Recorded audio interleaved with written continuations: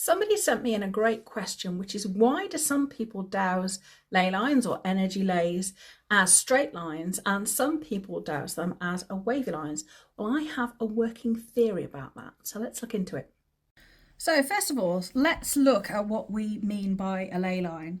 So normally we're talking about an intangible, invisible energy line that we can dowse crossing the countryside. And in sort of our classification, we would look at something that has at least 5 significant sites on an ancient alignment. So let's look at what we've got here. So it would be something that we would say aligns 5 things. So let's say we may have a standing stone, we may have an ancient dolmen, we might have an ancient ring fort on top of a hill, a pre-Reformation church that's probably built on a pre-Christian site, and maybe a sacred pool. It could be crossroads, sacred lakes, top of important mountains, but normally we're looking at 5 sites of significance for it to be classed as a ley line or an energy ley.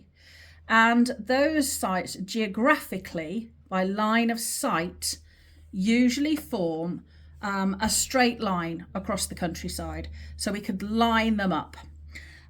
So some people dowse energy lines, just as I've drawn there. They dowse them as a straight line. And when they dowse them, they walk up to them with their dowsing rods, or they're dowsing pendulums. So a little person comes walking up, that's your little person, and they're walking up to the, and they've got their dowsing rods in their hand, and they will dowse it. Their dowsing reactions will show it as straight. And yet some people dowse these same lines and they will dowse them as being wavy, and they will dowse them as looking like that across the countryside. So what causes the difference between some people to dowse it as a wavy line, so it'll go, round one and to another and round here and through here and round here? What causes some people to dowse it as straight and some people to dowse it as wavy? So I just want to look at that, because what we do know about a lot of energy lines is that they have an electromagnetic component. There's a wonderful gentleman called Rory Duff. Many of you may be familiar with him. He's a geobiologist, and he will measure these lines as in having an electromagnetic frequency. Now, I have a bit of a working theory about this, but I could be wrong.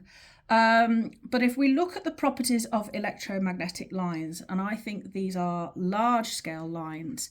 So if we look at how an electromagnetic line forms, let's just put a straight axis in, a straight line of sight along here. Maybe if I had a pen that worked, that would be better. So we've got a straight line going along here. Every pen seems to have stopped working. Straight line going along here. Now let's put this on an X and Y axis. So what we might get if we split an electromagnetic current, we will find that electricity goes along the, what axis did I say we were making that? Let's just draw it out. So let's say that's the X axis. Goes straight up.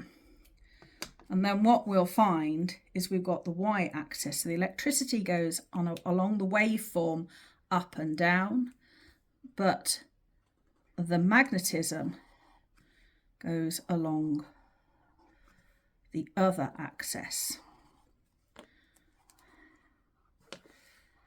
So this one does that.